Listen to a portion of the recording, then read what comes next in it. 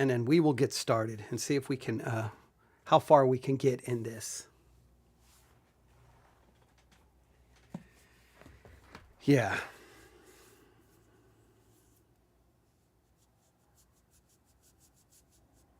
All right, I'm waiting. There we go. Now I can go to YouTube really quick. There goes the notification.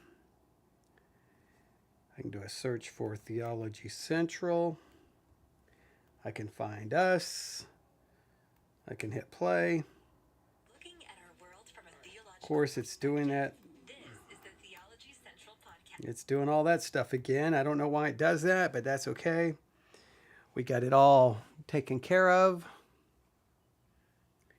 And now I'll just jump over here to Sermon Audio itself.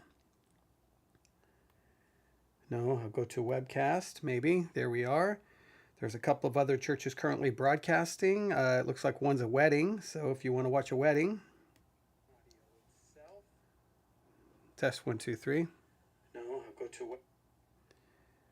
There we go.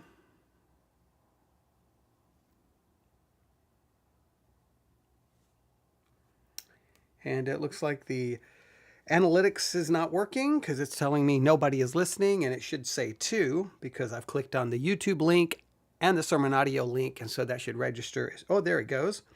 Oklahoma. Someone from Oklahoma just tuned in. Thank you so very much. I greatly appreciate it. And all right, I think we're just going to get started. I bet you Oklahoma, I bet you it's hot for you today. I bet. I don't know where you live in Oklahoma. I know here where we are in Texas, it's almost 100 degrees right now. So summer has arrived. Okay, it is hot. So if it's the same way for you in Oklahoma, well, I hope it's going okay. All right. Hope you have a good air conditioning unit, okay? Because it is hot. All right.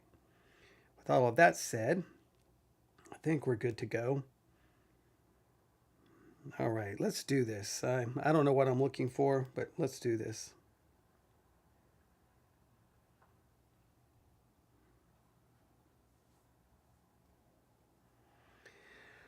All right, here we go, ladies and gentlemen. We go live in 5, 4, 3, 2, and 1. Looking at our world from a theological perspective. This is the Theology Central Podcast, making theology central. Calm down. Calm down. No, I'm not talking to any of you. I'm talking to myself. Calm down. Take a deep breath. Step away. Walk away. Don't do this. Well, okay, I'm going to do this, but I'm going to stay calm. All right, I'm having a conversation with myself. I'll explain everything. Welcome, everyone. It is Friday, March the 20th, 2026. It is currently 5:12 p.m. Central Time, and I'm coming to you live from the Theology Central studio located right here in Abilene, Texas, where they're predicting it's going to be probably close to 100 degrees before this day is over. I mean, it's already close to 100. It could be over 100 at this point. It is hot outside. And ladies and gentlemen, if you were listening to me earlier today, it got very, very, very, very, very hot right here inside the studio because I got angry. I got frustrated. I got mad. I got irritated. Every negative emotion you could have. And I know that the average listener doesn't get it, doesn't understand why I'm so frustrated and why I'm so upset. But maybe it's because I've been dealing with some of these issues, it feels like, for 30 years. And it just seems like nothing ever gets better, nothing ever improves. And it's the same nonsense over and over and over and over and over and over again. Now, what am I talking about? Well, someone sent me a message, right? An email saying, here's this sermon you may be interested in, and or this message that's been uploaded to Sermon Audio. And I looked and I'm like, oh, that looks like something I could talk about. The name of the message is, let me pull it up here for you, is entitled No More Boring Bible Study. No more boring Bible study. And I'm like, okay, nobody wants to have boring Bible study. Is your Bible study boring? Is my Bible study boring? Well, this message is here to fix it. No more boring Bible study. That's great. We can have exciting Bible study. We can have meaningful Bible study. We can have, I don't know, dramatic Bible study. Whatever words we want to say, whatever words we want to refer to it as. So I thought, okay, this should be interesting. It should be fun. It should be a pretty simple episode, right? They will put forth their Bible study method, and then I will be able to offer some kind of critique or add to it or whatever. Now, there was a part of me that was like, well, I know this is not going to go well because every time I see one of these messages dealing with Bible study, when I listen to what they present, it's not really an actual Bible study method. It's just a lot of platitudes and cliches. And in many cases, they give you like, here's what you should find in the text. They kind of give you this like a preconceived idea, a construct, and say, here you go, open the Bible and you will find this. And that's the opposite of Bible study.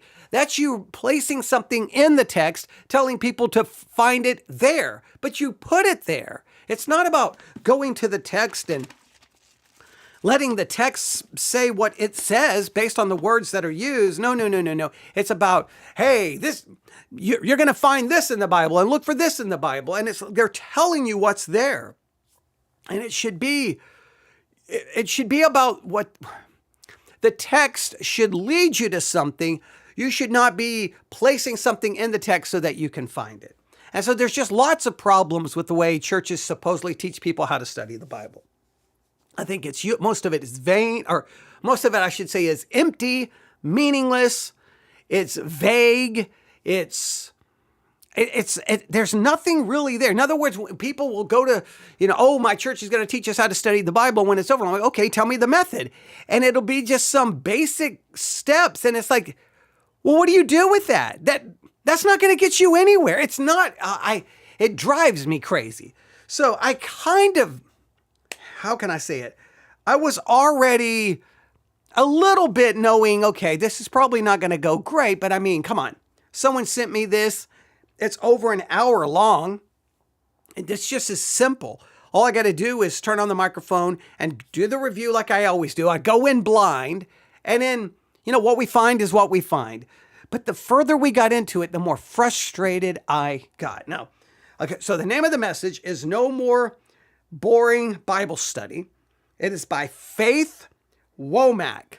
Faith Womack. And yes, it's a female doing the teaching. We addressed all of that in part 1 of this review and all of the questions it raises.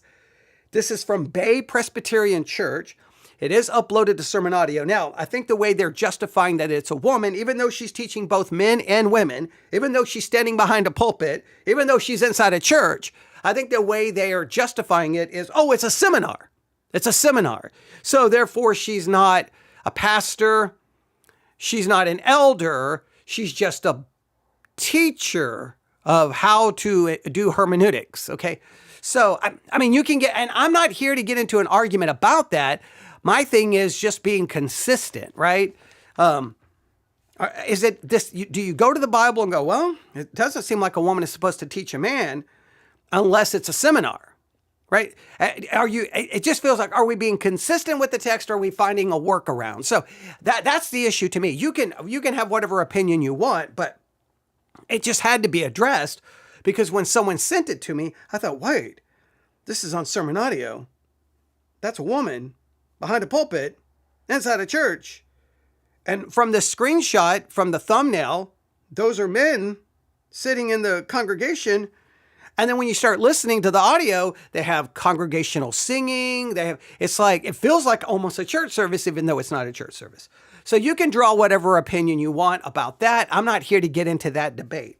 But it had to be addressed because, well, as soon as I hit play, you're going to hear it's a woman speaking, all right? So I had to at least deal with that.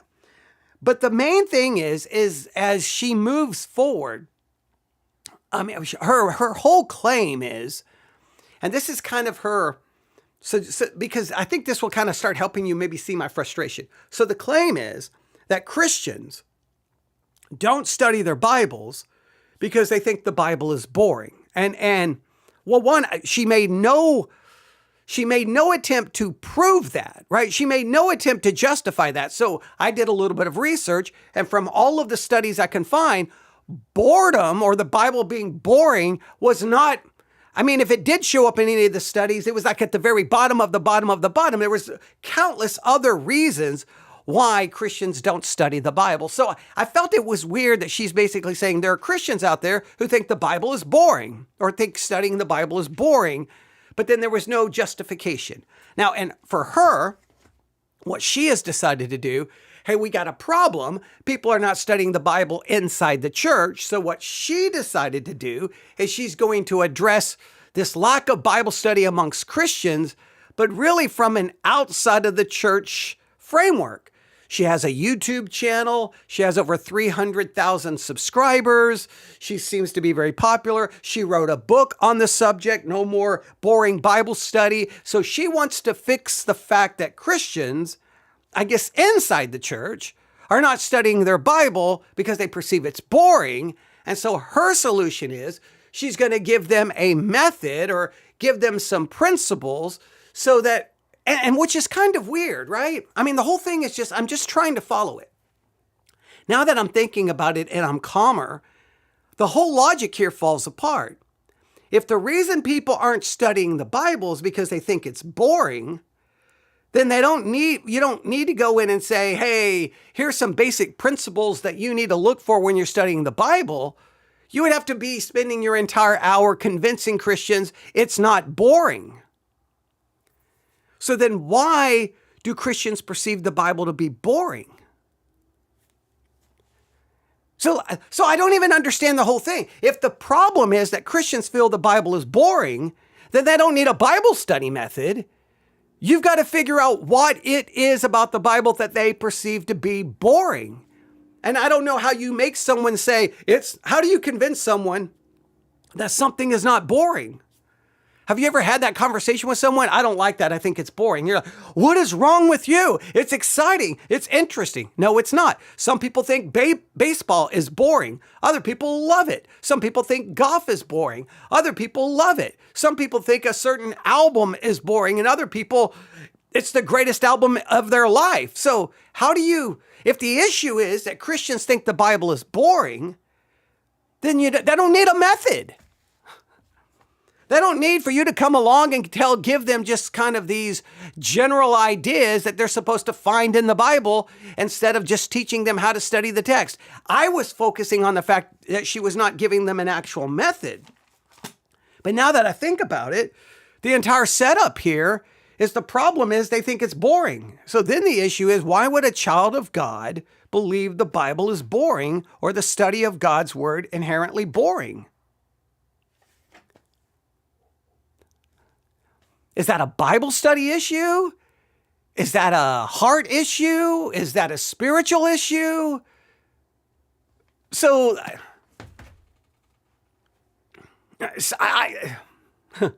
now that I'm thinking about it, is I probably should have dealt with that in part one. We probably shouldn't have even got into the kind of method she's doing. But here's the thing. By the time I got done with part one, I was mad, I was irritated, I was frustrated, and I was angry. And I was not happy with any of it. I felt like we wasted our time. But the thing is, when you get that frustrated and that angry, the last thing you want to do is just leave it that way, because people may feel like you got so angry, but you didn't listen to everything she said, so you're being unfair. And that's a fair argument. So, here we go. We got it queued up. I don't know how far we're going to go. I don't know how long we're going to go. We're just going to go. And now that I'm thinking about it, like the real issue is she fixing the problem? If the problem is Christians think the Bible is boring, then she's not done anything to even address the issue, which is even more confounding and more confusing. All right, but let's see if we can figure out how we can stop having boring Bible study, and we can stop thinking the Bible is boring, and we can be excited, and we can think it's the most amazing thing ever. Are you ready to figure it out? Let's figure it out. Here we go. And of course, we want to do hermeneutics faithfully. So this is the storyline of the Bible. We have this in my book, but real quick, Here's another kind of hint. If you've never read the Bible, or really if you've struggled through reading the Bible, because I think most of y'all have probably read parts of the Bible. Y'all look like good church folks, okay? Going from Genesis 1:1 to Revelation 22:21, what's going on there? I mean, there's a lot going on here. We might know about some Davids and Goliaths. We might know about there's some kings. But like, how do we break down this storyline? I think all too many Christians are not equipped with the tools of how to break down this storyline so that when they open up to Jonah, they're like, where am I in the story and what am I supposed to get from this story? Or they go to Nahum and they're like, I don't know what I'm reading and why I'm reading it, right? So let's break it down. If you go from starting to ending, we've got the cross approximately there. So the majority of the Bible is actually Old Testament then. The majority of the Bible is anticipating the cross. I always like to say the Old Testament is looking forward to the cross, and the New Testament is unpacking the cross. Okay, and this is where I start getting mad, and I may start screaming words like garbage, but I just hate this stuff. It's giving you like, here's the story of the Bible. So the Old Testament is looking forward to the cross. Now, what happens is that convinces people that every verse is somehow looking forward to the cross, and that's not factual. That's just not true. Now, I know Christians will tell you that. I know pastors will tell you that, but that destroys your ability to actually interpret the text. Don't take a preconceived, pre-constructed storyline and impose it upon the Bible. Don't do that. Open the Bible wherever you are and figure out what's going on. Now, yes, do you need some context? Yes, sometimes you need to know the history. You need to know the timeline. You need to know the author, and you need to know the recipients. And most importantly, you need to know the genre of literature in which you're looking at. Don't go into it going, oh, this is looking forward to the cross. No, it is a story happening. It is history happening before the cross. Whether it's looking forward to the cross, anticipating the cross, or has anything to do with the cross will be dependent on what you find in the text. Not because your church imposes this ridiculous notion that everything in the Bible points to Jesus or something. Stop that. Okay? Do some things in the Old Testament point to Jesus? Yes. Do some things in the Old Testament may point to the cross? Yes. And you know how typically when you can figure that out and be absolutely dogmatic about it? When the New Testament takes those Old Testament things and say, see, it pointed to Jesus. See, it was a reference to Jesus. Then you can say, yes, it was. Unless you have that, it's just your speculation and it's your theological imagination. So when you can say that most of the story of the Bible happens before the cross, and then after the cross, you can say it's unpacking the cross. It may speak about the theological and doctrinal realities of the cross. There are passages that do that. But see, that's an oversimplification.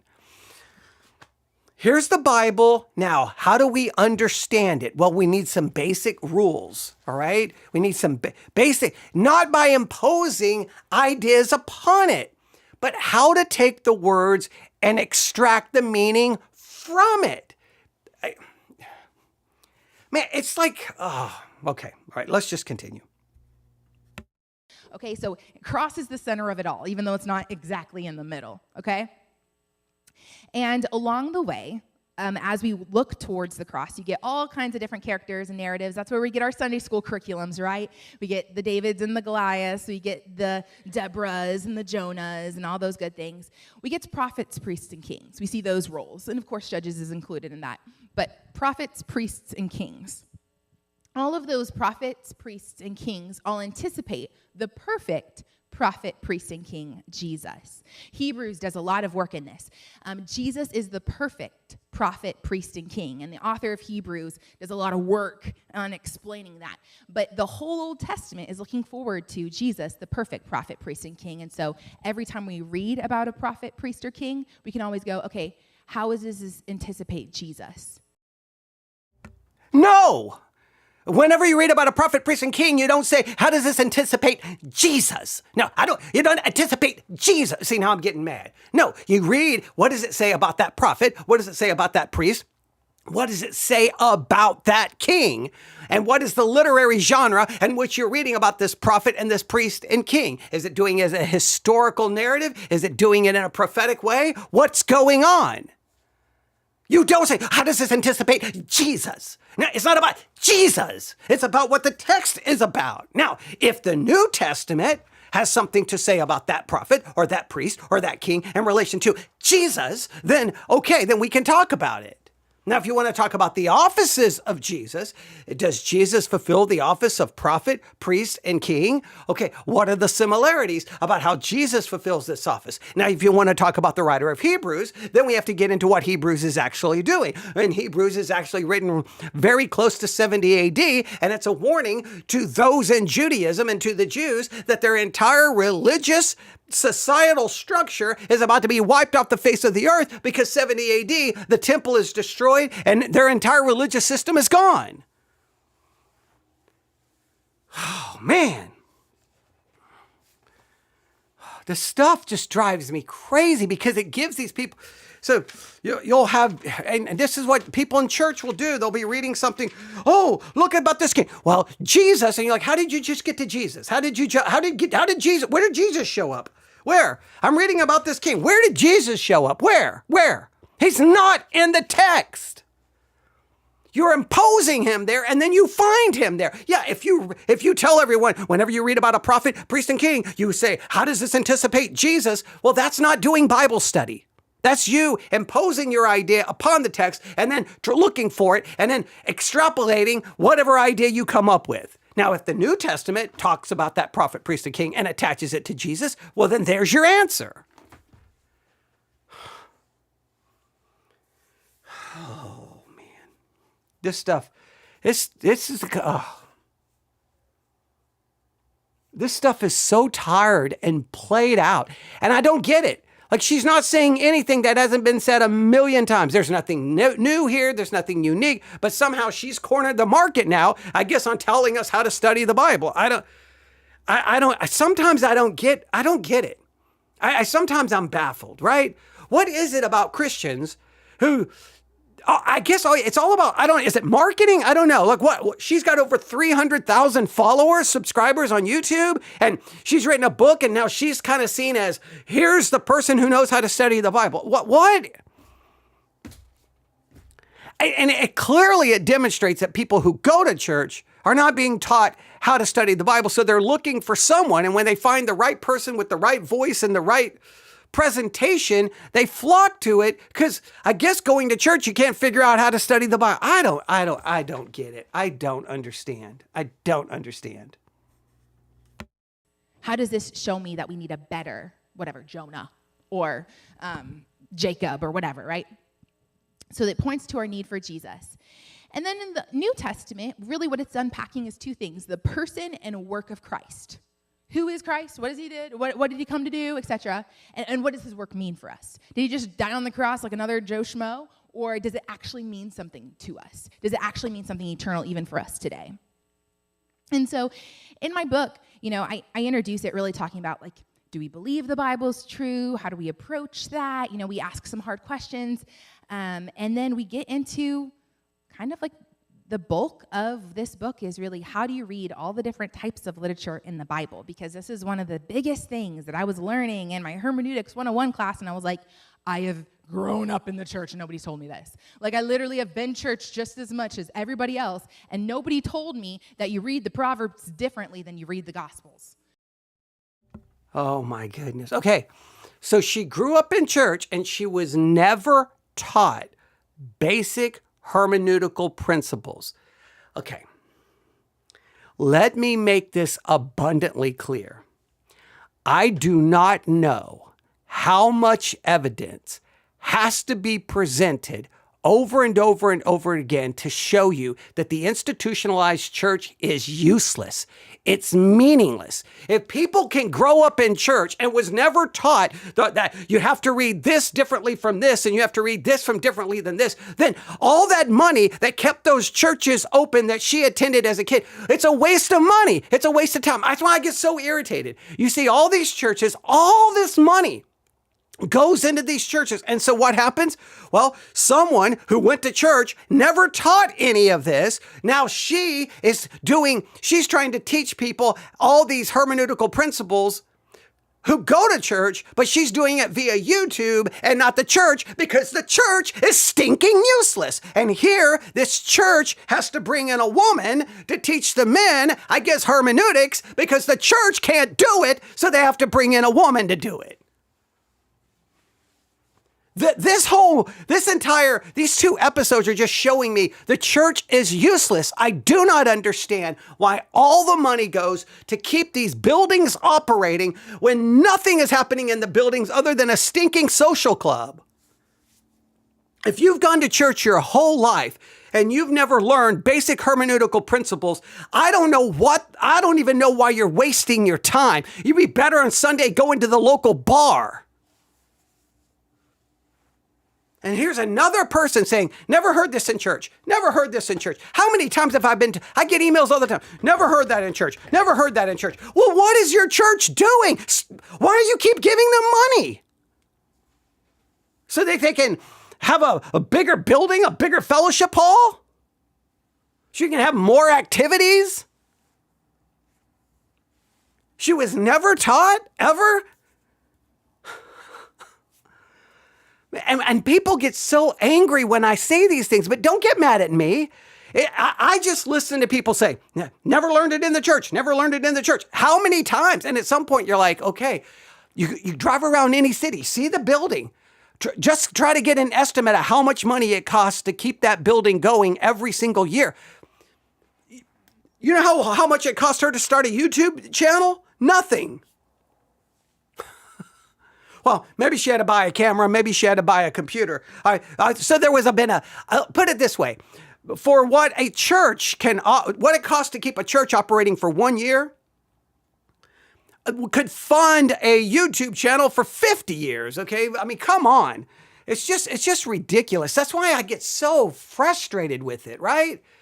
It's like, so here, I mean, as frustrated as I've gotten with some of the things she said, that right there just makes me irritated about the church.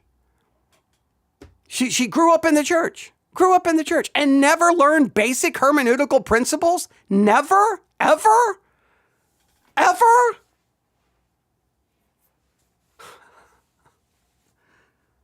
I don't get it. Nobody told me that you read Nahum differently than you read Genesis. Like what's going on here? And so we really unpack the different types of literature in the Bible. And you'll notice one thing about these chapters is that they all start with not just. Because again, it's not just the boxes that we put it in. It's so much more. It's so much deeper and so much better. And so it's not just a history textbook. It's not just a rule book either. And we go through all the different types of genres. I'm starting to get the feeling that all she's going to say is, in my book, in my book, in my book, in my book, in my book. I wonder how much her book is. Let's find out. What do you think? Let's see if we can find out. Maybe she's giving it away for free. And if that is, then I got nothing but mad respect for it.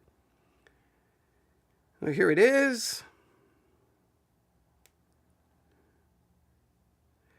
No, it is $13. List price is actually $19.99, but for right now, I can get it $12 for a Kindle.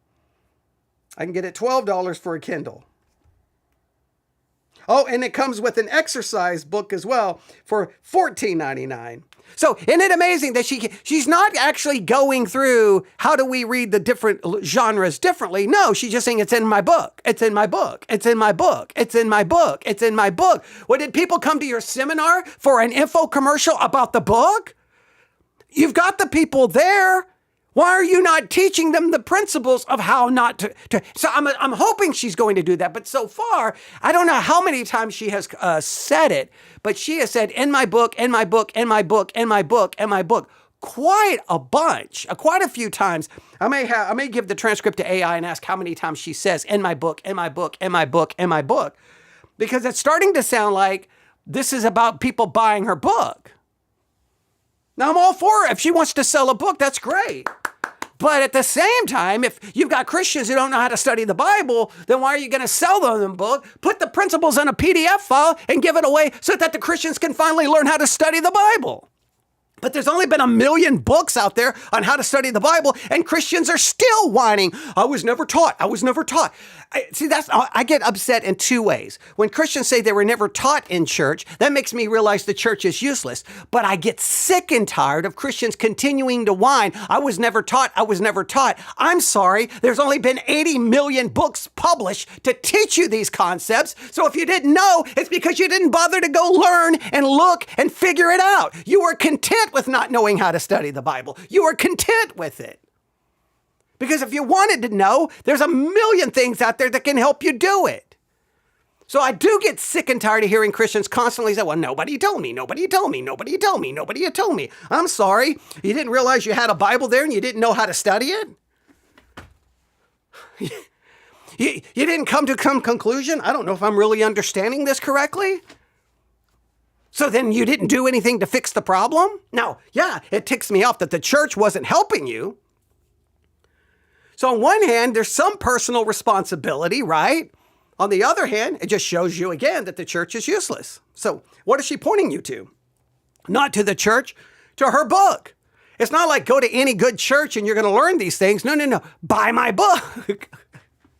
So let's see how many more times. Just keep listening how many times she references the book. As in Scripture.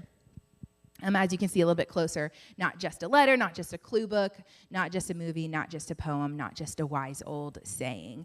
And really just trying to show us as readers that the Bible is so much better than we often anticipate it to be. It's so much richer than the boxes we put it in, or VeggieTales kind of tells us. Jonah's about, do y'all know Jonah and the VeggieTales and the slapping of the fish? In Nineveh, VeggieTales boiled it, basically just said they slapped each other with fish, just to boil it down. And it's so silly, right? So now I can't read Jonah without picturing fish slapping. It's silly.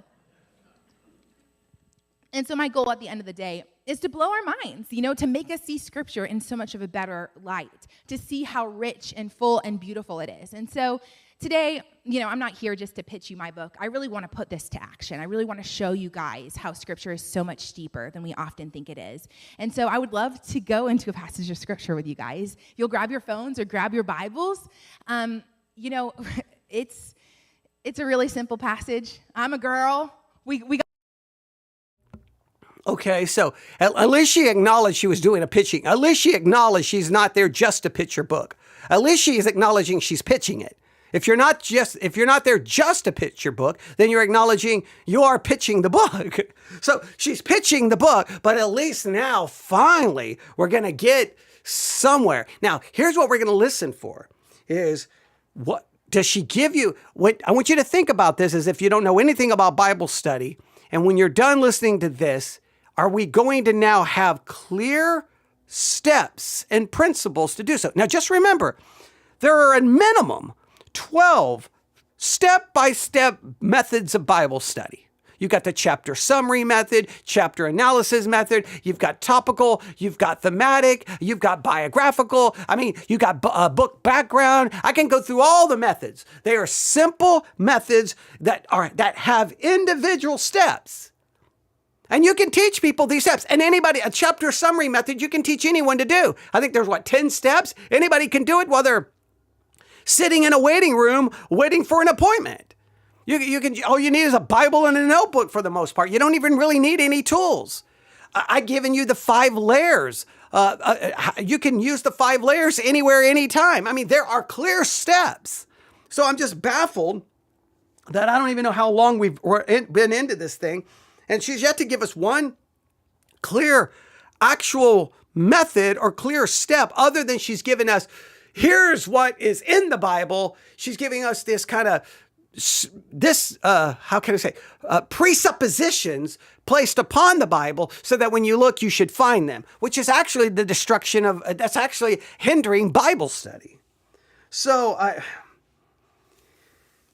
all right, man. Okay. So let's see where we're going to get here. Let's see where we're going to get. But if you want her books, again, you can get the No More Boring Bible Study. Taking Scripture Seriously is easier and more exciting than you think by Faith Womack.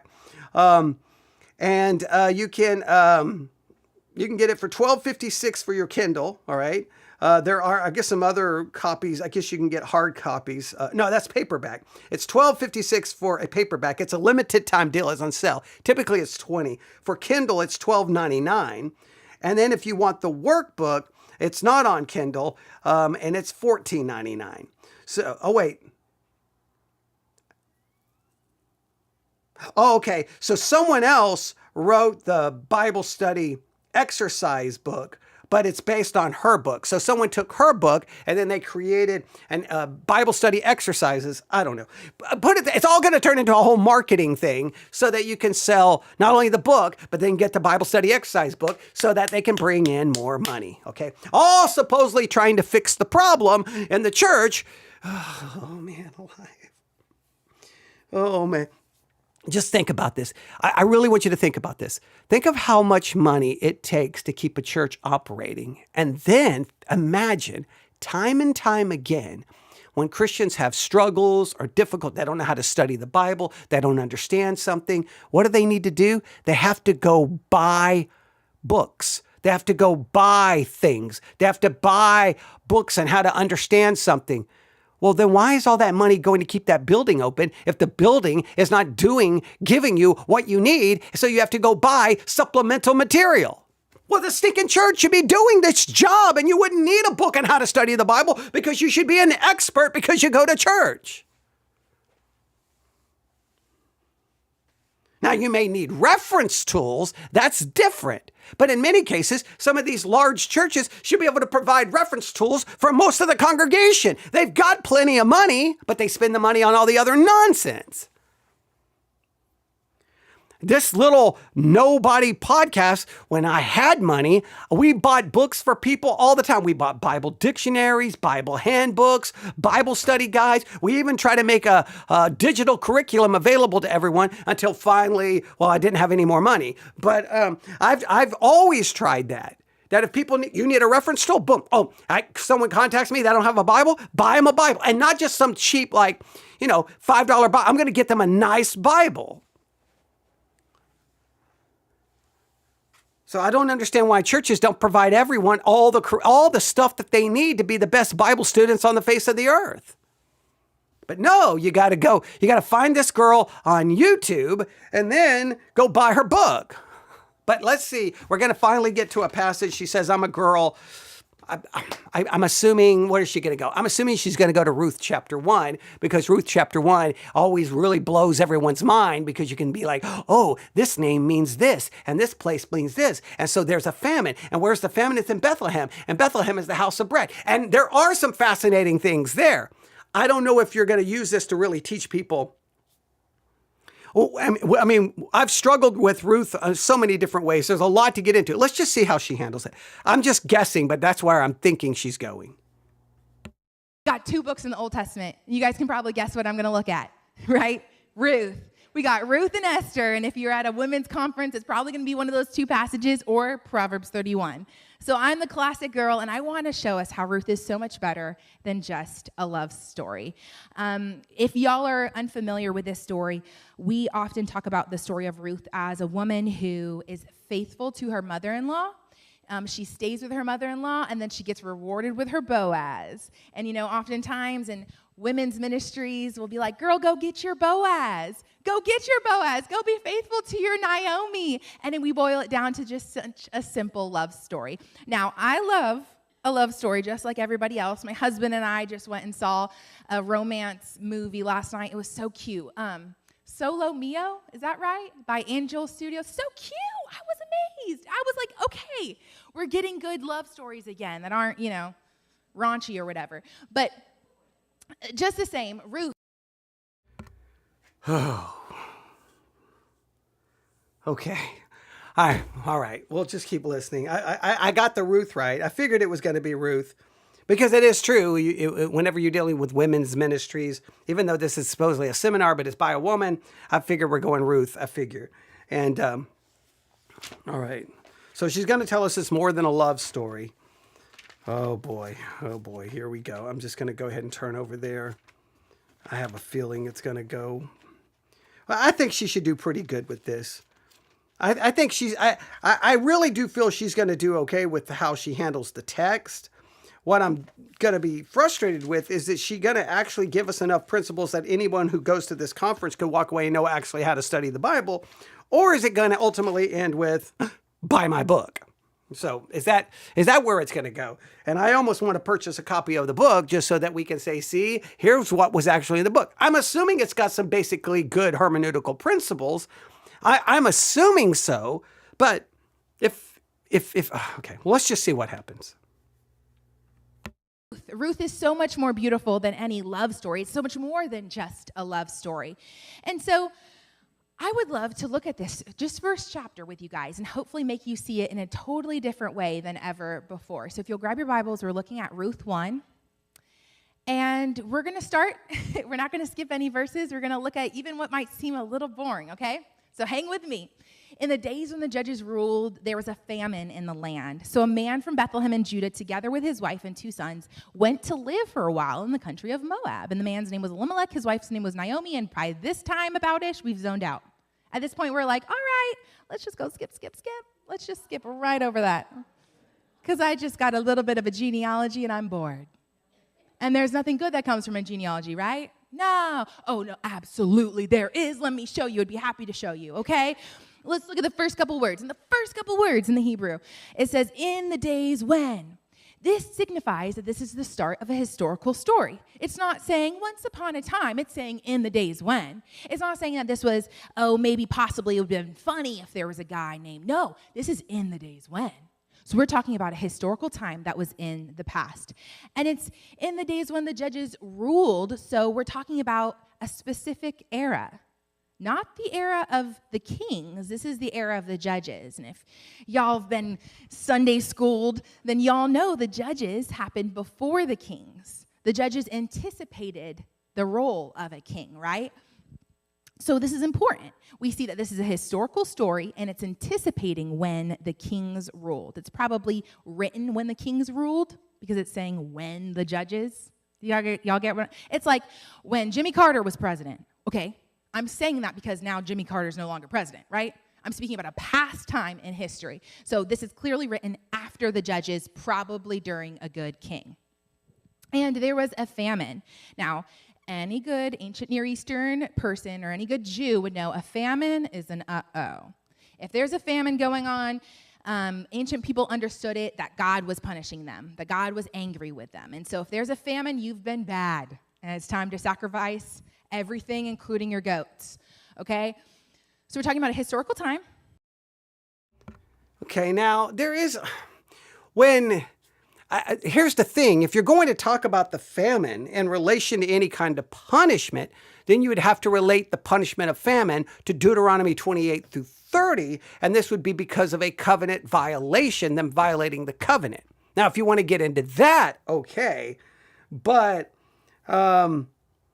just because there's a famine does not always mean it's a result of punishment, because we live in a world that's fallen, and sometimes it's just a natural event, things that happen. There are famines, there are droughts, there's plagues, there's tornadoes, there's hurricanes. It doesn't always mean there's a punishment, all right? So she's turning an interpretation into a rule. If she really wanted to do hermeneutical work, she would be like, so it came to pass in the days when the judges ruled that there was a famine in the land. All right, well, this famine, where is it located? Well, it's located in Bethlehem, it appears, in that area, right? So if the famine is in the land, and this is the land of Judah, all right, well, Judah's Israel, okay, wait a minute, Deuteronomy 28 through 30, why would there possibly be a famine there? Well, there's a possible famine there because of covenant failure. They did not obey the covenant. Now you could get into a discussion that way. Now, I understand she's got to move through this quickly because she wants to try to go through this chapter, but just think, did she tell anyone how to draw that conclusion about a famine? Now, is she giving you any steps so that you could do this? Or is she just going to come across that she can figure it out? And I need her book to be able to figure this out. Now, what I would try to show everyone is, okay, you see famine. Okay, now, ladies and gentlemen, let's determine where the famine is. It's in the land of Judah. Okay, does anyone know of a passage of scripture that could possibly give some explanation why there's a famine in Judah or in Bethlehem, and because Bethlehem means house of bread, why it's happening there? Why is there in this land? Are these not God's covenant people? Why? Well, hopefully someone would raise their hand and say Deuteronomy 28 through 30. And you go, yeah, God gave promises. If they do good, do this, they get all the blessings. There's going to be fruit in the land. It's basically everything's going to be wonderful. If they don't, it's going to be famine. It's going to be a curse. All right. So what has happened that could possibly lead to this famine? Well, go back to the book of Judges, and everyone is doing what right is in their own eyes. They've abandoned their being obedient to the covenant. All right. So now you can try to show people how to arrive at the conclusion and not just make an assertion, but show people textually how we can understand the famine. But of course, I mean, maybe she's going to do that, but at this point, it doesn't appear so. In the days when the judges ruled and that there was a famine, and a man from Bethlehem in Judah. Okay, we're going to stop again. You don't get very far with Faithy J leading you in a Bible study, okay? We're going to stop again, okay? In Bethlehem in Judah, any good Jew would read that and they'd go, oh, that's the city of David. That's Bethlehem, the city of David. Oh, that's funny. He's leaving the house of bread in a famine, because that's what Bethlehem means, the house of bread. There's a little bit of irony there, huh? Why are they leaving? Now, does she show anyone how to figure out how it means house of bread? Is she showing anybody anything how to do anything? All she's showing is, hey, you don't miss anything if you study the Bible with Faith, whatever she called her name, whatever her little nickname was. Okay, great. So you're awesome. That's great. But are you going to show anyone else how to arrive at these conclusions and then what to derive from it?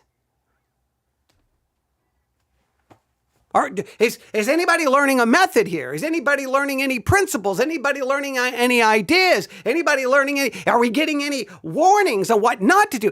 Oh, I'm not getting it. And not like that. She's completely misrepresenting the famine and not explaining its clear relationship to Deuteronomy 28 through 30. The house of bread in a famine. Isn't he a good Jew? You see, in ancient times, when you left a region, you were kind of pledging allegiance to the new gods and kings. That's why God told his people not to intermarry with the women of the nations, because if you married those women, you'd worship their gods. It wasn't that God hated the people of the nations. He knew their culture. He knew their time period. I always joke, okay, so I married a North Carolina boy, and so he cheered for the Panthers. You know, they're okay when they win a game eventually. I don't know. Maybe I'll cheer for them. But they don't win many games. I'm a Dallas girl. We're Dallas Cowboys. We're going to cheer for the Cowboys. But you see, when he married me and when we moved back to the Holy Land of Dallas, Texas, he became a Dallas Cowboys fan. And my boys have been indoctrinated to the Dallas Cowboys. And we all love the Dallas Cowboys. And we cheer for them when we watch their games. It's kind of like that, for lack of a better equivalent. In the ancient Near East, when you went and lived in a land, you took on their gods just like you take on the NFL teams today, okay?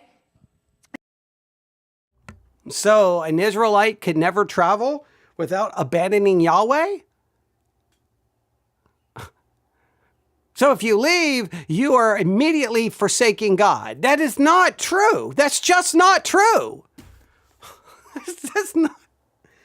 Oh, there may be a general concern with that. There may be a general concern that if you leave this area and you go into another area, they're going to have other gods, and you could be tempted and you could be persuaded and you may be culturally pressured to adopt another god, but it's not a rule that, hey, if I leave here, I'm leaving God. You may be leaving because there's no stinking food and you got to go find some or you're going to starve, okay? There could be that principle, right? I mean, you did say there's a famine in the land, right? Okay.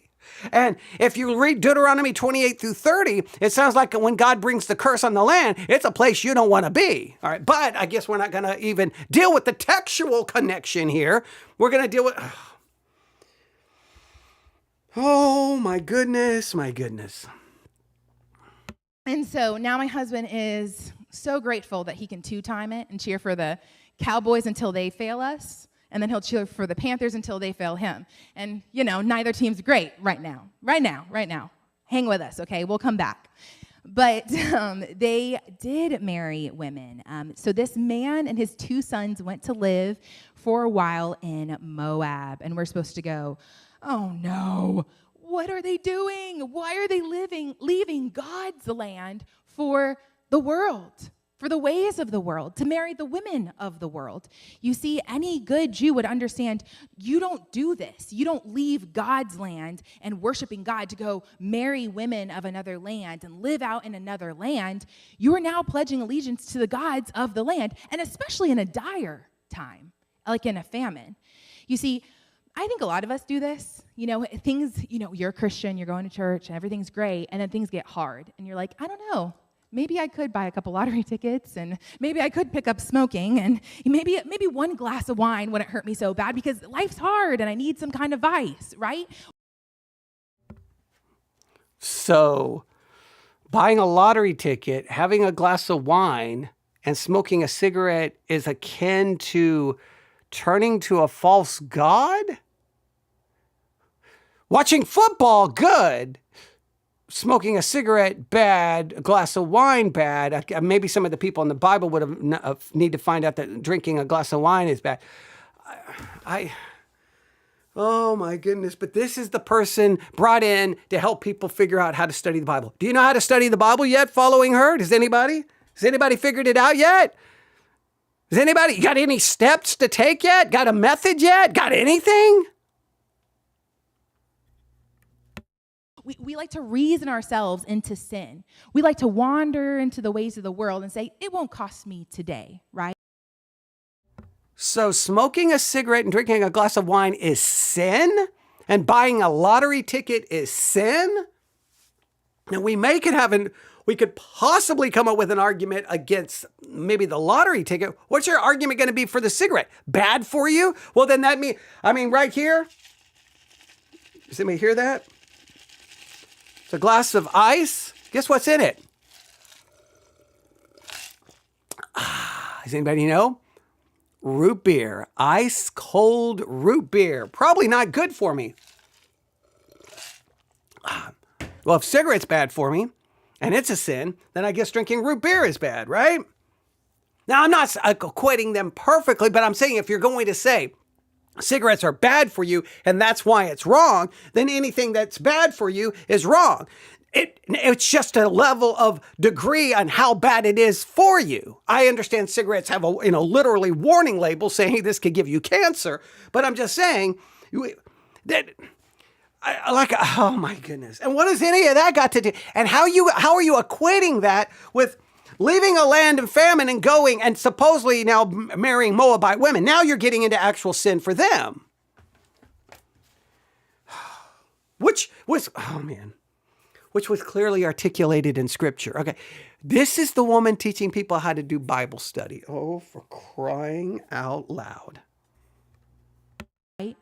This is what I imagine Elimelech's doing. He's going into the world going, well, maybe they'll have bread because my stomach is groaning and I do not trust the house of bread to provide me bread. So sad. Now, one thing Now she's making oh my goodness gracious. There isn't any bread in the house of bread because there's a famine in the land. So how long was he supposed to stay there waiting?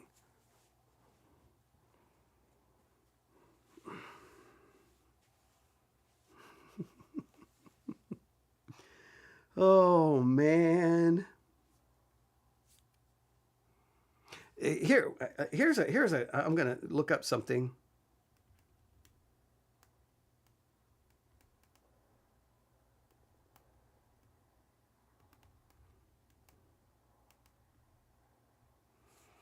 Okay, I'm looking at something.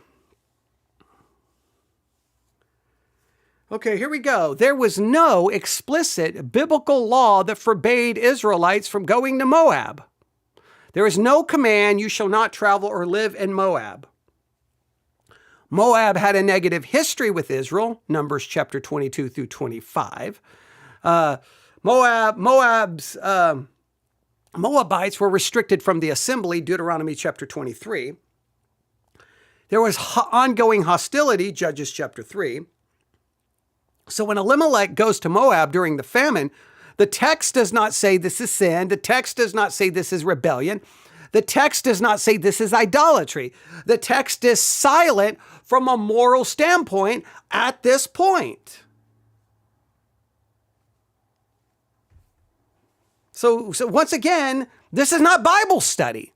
This is typical church garbage that drives me nuts. You want to build a story, but you're not here to build a story. You're here to figure out what the text is saying. Now, you could go to scriptures that give warnings about Moabite and the prohibition against Moabites going, worshiping in the temple. I mean, I just gave you some of those scriptures. It took 5 seconds to look them up.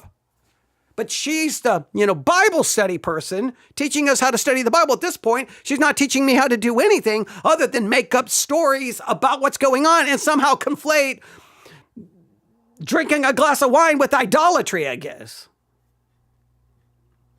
We miss because we're reading this, transliterated from Hebrew to English, is that his name means God is king. And remember, we talked about how this story is probably written in the king's era about a man leaving the house of bread for bread in a famine. And he's lost his allegiance to Yahweh, and it seems like he's trusting the gods of Moab to provide for him in a famine. And we're supposed to go, dude, you do not realize how foolish you look. Bro, as my boys say. Now, his wife's name is Naomi, and the names of his 2 sons were Machlon and Kilion. Naomi probably does mean pleasant, but Machlon and Kilion probably mean something like death and sickness, but there's a ton of debate around that. If you guys haven't caught anything yet, all the names here in the book of Ruth mean something really important in the Hebrew, and what Now, yes, she is right. There's a lot of things about these names that are fascinating, and we've talked about it in countless times, and I think it is amazing to look at, and there's a lot going on. But notice, she's not teaching anybody what to do. She's not telling you how to find this stuff. She's not telling you how to look anything up. She's not even giving you any warnings about looking these things up, about what you do with it. All right. Now, she accused Elimelech going to Moab because he was trusting the gods of Moab for bread. But the text says there is a famine in Bethlehem. Elimelech goes to sojourn in Moab with his family. The text gives the movement. The text gives the circumstance. It does not give any motivation. She supplied his motivation. That's bearing false witness, lady. You don't know what was in his heart. All right. The Bible does not say anything about him committing any form of idolatry. The text does not say anything about him trusting the gods of Moab for bread.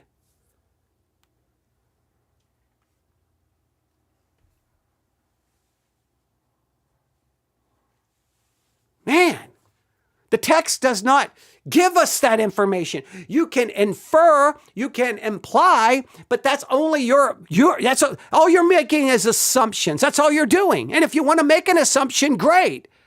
But that's not Bible study. Bible study is what does the text tell me? Now I could be like, So it leaves you with what would you do? If you're at the house of bread, quote unquote, okay, that's what the name means, all right? We could get into a whole discussion about why was it called that? Was it known for being a place of great provision? All right, we could do a little historical research on that. How bad, do we have any historical information about how bad the famine was at this time? I mean, if you're starving, you're starving. Now, the way it ultimately plays out is devastating and not good, right? Okay, because they end up marrying the Moabitess women. Now, you could say if you never go to Moab, you won't meet a Moabitess woman. You could make an argument about that. But the point is what is the text trying to do by telling us this story? What's really interesting is no one's said anything yet. we've only seen this man introduced. And if you'll note, first his actions were introduced. First we see an act of disbelief, and then we're told his name. No, we see an act of disbelief. No, the text never says it's an act of disbelief. You are saying that. That's you. That's not Bible study. That's you just reading your interpretation into the text. For crying out loud, if you're going to teach Bible study, learn how to actually do it. Man, she's just making all these accusations against the man.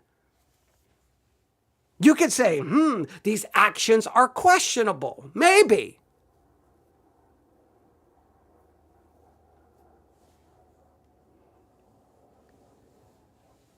There was a famine. He went. Anything beyond it is mere speculation and hermeneutical imagination. Now, we could talk about, good idea, bad idea. The story leads you to have these conversations. Well, I think it was a good idea. I think it was a bad idea. Well, and notice,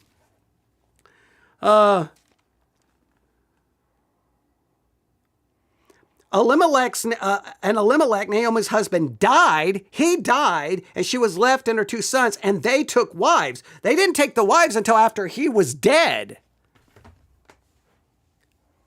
He probably obviously wasn't planning on going there and dying. Now, we could talk about, did their situation go from bad to worse? Did they decide to marry? Now see, I could just start speculating.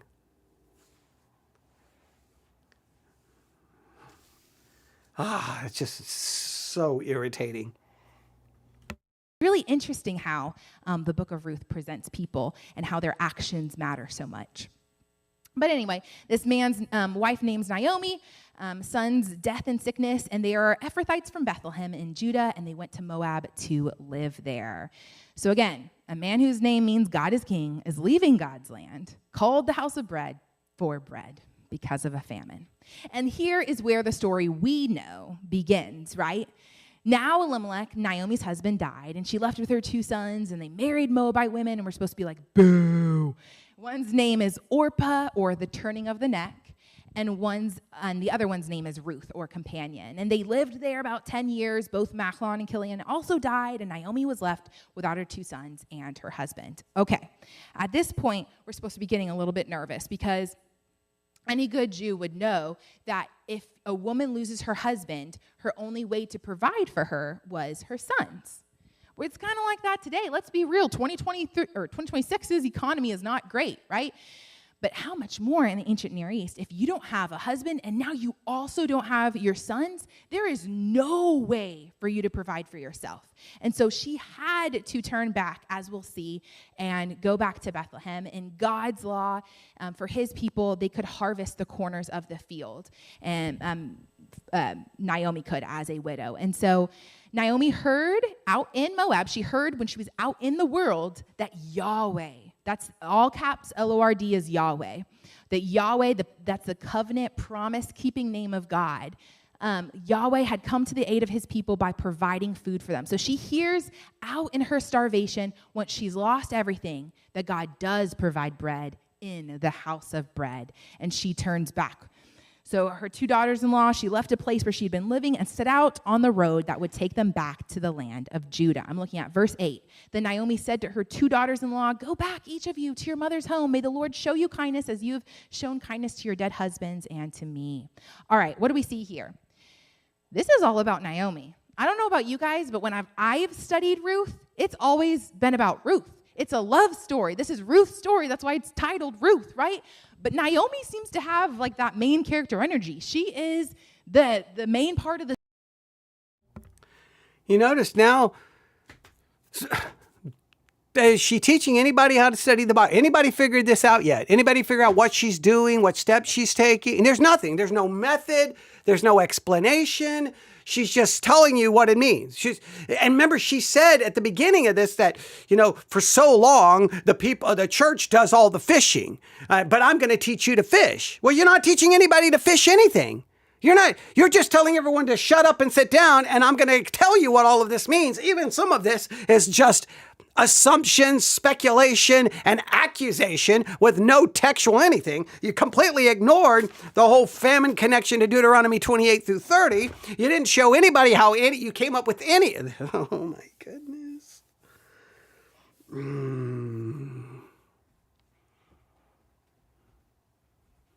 So we're at 60 minutes. Oh my goodness. I'm going to lose my mind before we ever finish this. Okay. We'll just go a little bit longer and see if we can get past the Ruth thing. I don't, at this point, I think she may just take up the rest of the time just walking through Ruth, but not actually helping anybody know how to study the Bible. Maybe at some point she will, maybe when she's going to go through it, then give everyone the steps and how she arrived at all of this brilliant information.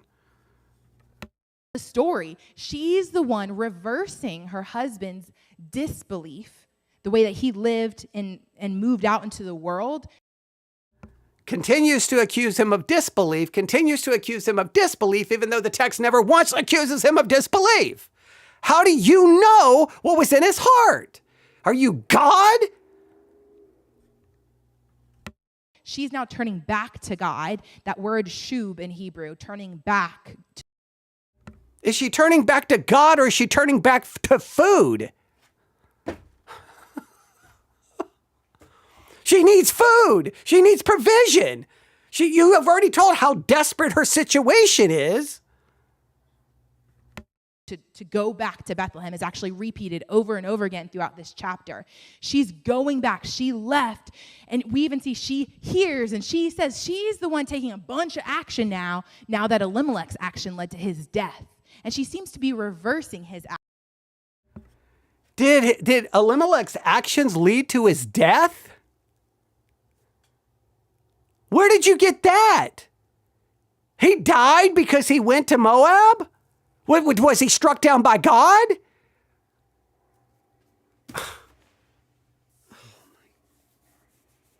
Oh, yeah, this is who we need to teach us how to do Bible study, ladies and gentlemen. This is the person, yeah. Actions. And so we see that she kind of sends her daughters-in-laws back. We're going to skip ahead a little bit. They weep out loud, and she says, go back. But Ruth clings to her, as we all too often know. So finally, Ruth here, the one that we often are looking for. We're looking for that love story. We're looking for Ruth to kind of get her Boaz. Boaz is in no part of in chapter 1. Just heads up. He's not going to come up. But Ruth finally here is introduced, and once again, she's the one taking action here, but she clings. She clings to Naomi. What is going on here? And then she makes some speech.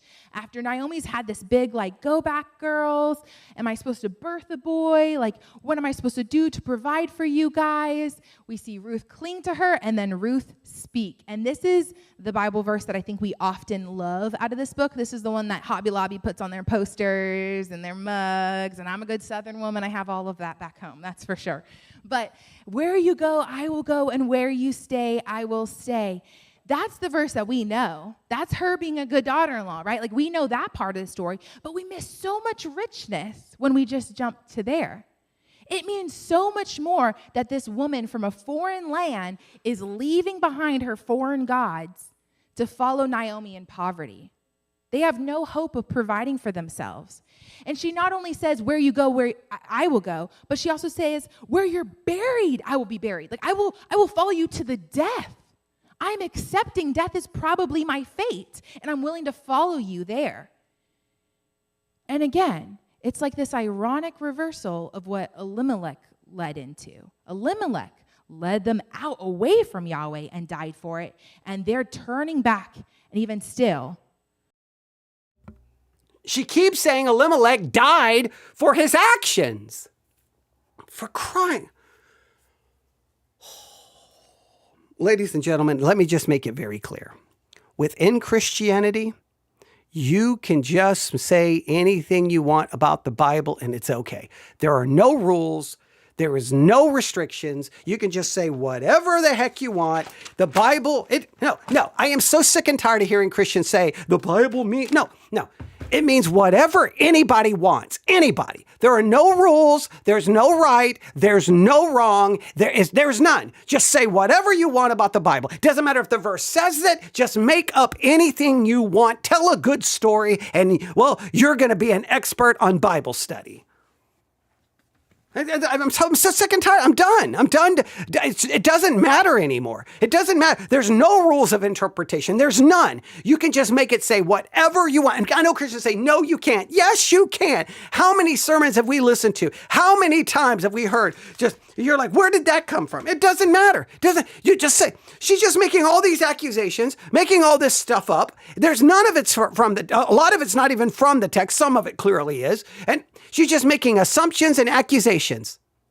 And she keeps doubling down, tripling down. Nothing. She hasn't given me one verse that says anything about Elimelech died for what he did. He died because people die. I know. It's a shocker, right? Going at the cost of death. It's a beautiful reversal. It's a beautiful flipping. They're turning back, turning back, turning back as it's repeated throughout this chapter. And it's really kind of funny because while Ruth does show this great act of faith, she's still kind of a follower. Just like Naomi followed Elimelech out into the foreign land, Ruth's still just following Naomi back to Bethlehem. It's like there's no real true hero of the story or anything like that. But it's dire. And if any good Jew that knows this culture, that knows this time or knows this situation would know, they've got no man, so there's no hope to provide, no hope to birth or marry a man because Naomi's quite old in age. And there's just this deadweight daughter-in-law following her mother-in-law around, just clinging to her as another mouth to feed. I can imagine, as any good mom does, Naomi probably complained. I'm cooking dinner and my sweet son's pulling on my leg and like, you're going to get burnt. Can mommy have a moment? Right? Like, we love to complain about our blessings. That's what motherhood is about, right? I can imagine Naomi was probably like, really? Just go back to your people and your gods and just do that. You're one less mouth for me to feed. But yet Ruth clung to her. And if you know from this story, Ruth eventually does find a Boaz and does birth a grandson and is the very means that God would provide. But in the moment, she was a burden. She was a clingy daughter-in-law. And isn't that funny? Because so often what we view as our burdens, weighing us down and bothering us or another mouth to feed, we never anticipate or we never see how they might also be the means that God provides a blessing. All right, so we look towards the end of the chapter, and Naomi kind of gives up. And they turn back to Bethlehem, and she's like, all right, you can come with me. That's fine, whatever. They turn. Okay, I don't know what to say. I don't know what to say anymore. I just don't.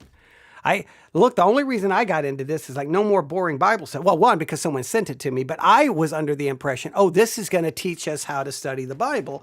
And I love hearing Bible study methods. Now, I told you, because I'm so jaded and cynical, I thought, it's going to be pretty vague and nonsense. And this is not even an attempt to teach anyone how to study the Bible. This is show up. I'm gonna promote my book. I'm gonna push my book. Okay, I'm gonna try to get you to buy my book because that's where all the steps are. And then I'm just gonna go through this lengthy discussion on the book of Ruth to show you what I found. But I'm not gonna show you how to do it, even though I've accused the church of always being the ones doing the fishing and not teaching the people how to fish. I'm gonna teach you how to fish. Well, at this point, she's not taught me anything other than a lot of things, or some of the things that she said about the book of Ruth. They're just not true. She said a lot of true things. She said a lot of accurate things, but she's jumped way beyond what the text has said, and she's reading into the text. It's interpretive imagination. Because she's wanting to make this fun and a story, and she's trying to use some common vernacular to try to let the people understand, and whoa, and all this. And she's trying to tell a good story. Great. So is the key to not being bored with Bible study is turning it into a cool story? Is that the answer we're supposed to take away from this? And remember, this is still confusing to me because the problem she's supposedly addressing is that people think the Bible is boring. So I guess what she's trying to do is show, look how cool Ruth is. See, this is not boring. Therefore, that'll fix the problem. I don't. Oh, man. But I know when I get mad and I get frustrated, people don't like what I have to say, but I'm just going to say it. Look, I am just kind of, when any Christian argues with me about anything about the Bible anymore, I'm like, I don't care. Believe what you want. You can make it say whatever you want. But, and when Christians point to other people going, oh, look what they're doing to the Bible. They're twisting the Bible. I'm like, yeah, so who doesn't? I mean, come here, break. We can make it say whatever we want. There's no, it's just insane. It's just insane. And all right, so I guess we're going to have to do a part 3. Man, I wanted to be done with this tonight so bad. All right, well, there we go. Another hour plus. Oh, man. All right, I give up. Truly, I do.